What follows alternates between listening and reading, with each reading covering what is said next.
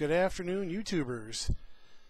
A couple of things really kind of pissing me off, like people that feel the need to backpack in countries that don't exactly like the United States or nations that are friendly to the West. Kind of bad. Whoever sold you the backpacking trip in Iran really screwed you, because guess what? Now you're a captive. You're a bargaining piece. Oh yeah, there's one thing: we don't bargain with terrorists.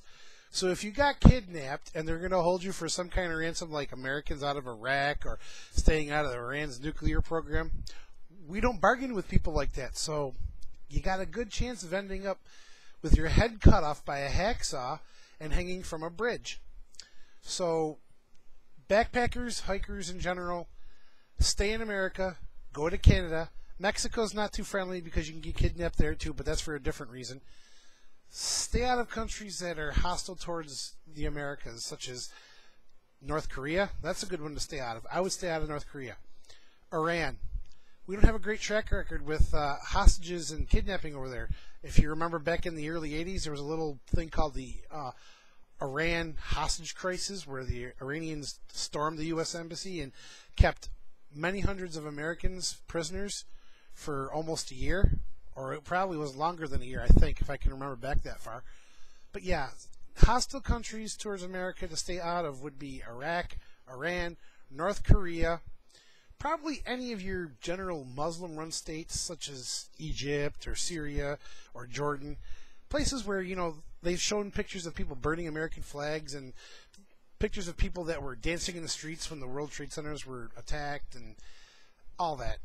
Generally stay out of countries unfriendly towards us. That's my first hint. Second of all these Hollywood women that are having their nude photos leaked, and I'm using quote fingers, I know, quote fingers suck, but they're not leaked. They're released. And if you'll notice, they're released at a point where, maybe the movie they're in isn't doing so good, or they haven't been in the news for a while, and they kind of need that rush of saying, I didn't want those pictures released. Yeah, you did. Why did you take them? I can understand you're a paparazzi guy, you're in the bushes, you take a picture of someone naked. That's natural. But if you're posed, airbrushed, and looking seductive, you want the pictures to be seen, you want them to be released, so stop saying, I didn't want those pictures to get out, because you did, otherwise you wouldn't have taken them. Secondly, America's overindulgence and dependence on what celebrities do.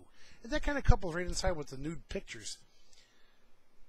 I really don't care about Vanessa Hudgens leaking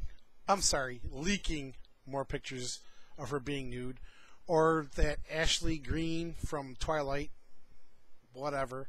I don't care about Britney Spears getting her act together. I don't care about Lindsay Lohan hanging out with that androgynous DJ or whatever that thing is. I don't care that Mel Gibson hates the Jews. I don't care that Mel Gibson apologizes for hating the Jews. I don't care. I like going to movies. I'll admit it. I'm a movie fan. But when I go to the theater and I watch what's on the screen, that's it. Outside of the theater, they don't exist. I don't watch Internet or Hollywood Access. I don't watch Entertainment Tonight. I don't frequent sites that talk about celebrities, because you know what? If you think they care what you think, you're wrong. They make more money than you will ever make in your life, and they really could care less what you think, unless their movie sucks and they want press. That's the only time they care about you, is when they want press. Let's see. And have they talked about Michael Jackson enough? Don't get me wrong. Not a Michael Jackson hater. He was accused of some things. He was acquitted of some things, and people made money. That's the way it goes in Hollywood. The man, to me, was a musical genius. He could dance, he could sing, and he could promote himself very well. Yeah, he got weird in the latter years of his life, but if that's all you're going to really remember, you're really missing out on a great musical legacy that he left behind. And he really did. He changed the face of music and that's not a pun about plastic surgery. I just realized what I said. He really did make an impact in music and entertainment worldwide, and you got to give him credit for that. All the other stuff that he was accused of, I don't know. Okay, yeah, he was weird. I really can't say for sure if I believe he did it or not. But, you know, you can't knock the guy for what he did for music and entertainment. Because, you know, had it come out that Elvis had young boys in Graceland, you know, okay, it probably wouldn't have caused that big a ripple. I don't know. But anyway, Elvis did some weird stuff too, and people still think he's alive. People still flock to Graceland. People still want to believe that he never died. People still want to believe that he's going to come back someday and say, hey, that was a big joke. You thought I was dead? Well, I went on a rapid weight loss program, got off the drugs, and I'm ready to hit the road again. Not going to happen. He's dead, folks. Get over it. Elvis is dead. I'm here to tell you.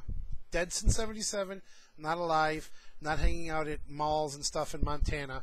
Dead. And for the people that think that this is a publicity stunt, I don't think he would put his kids through this. Of course, you know, the king of pop, Wacko Jacko, you know, who knows? But he's dead. I don't think he would go through this much elaborate staging his own death for what? For people to say, oh yeah, we really said you died, we cried and stuff like that. But now you're an asshole because you didn't really die and you faked it. I don't think he would do that. In general, the state of things in this country are crazy. The job rate sucks. The only good thing about the summer is that gas prices haven't gone crazy high. Our president is a joke. He preached change, and I'm not getting into the whole bipartisan thing, but he preached change, and he hasn't really done a whole lot, has he? No, he had beer with a cop and a professor who cried racism. And his wife touched the Queen. Other than that, really don't see a whole lot that Obama's done for us so far. And, geez, this isn't even his whole first year, you know. And we got 3 more years of this guy. So, I don't know. You know, rate, comment, whatever. These are just the way I see things. Just a few things that have been bugging me lately, and I just wanted to put on video. I haven't posted in a while, so I figured I might as well do it today. All right, gang. You have a good day. Have a good rest of your summer. Hopefully it warms up so you can actually get out and enjoy it. Unless you're in Seattle and you're hoping it doesn't warm up again because it was crazy. So anyway, have a good day.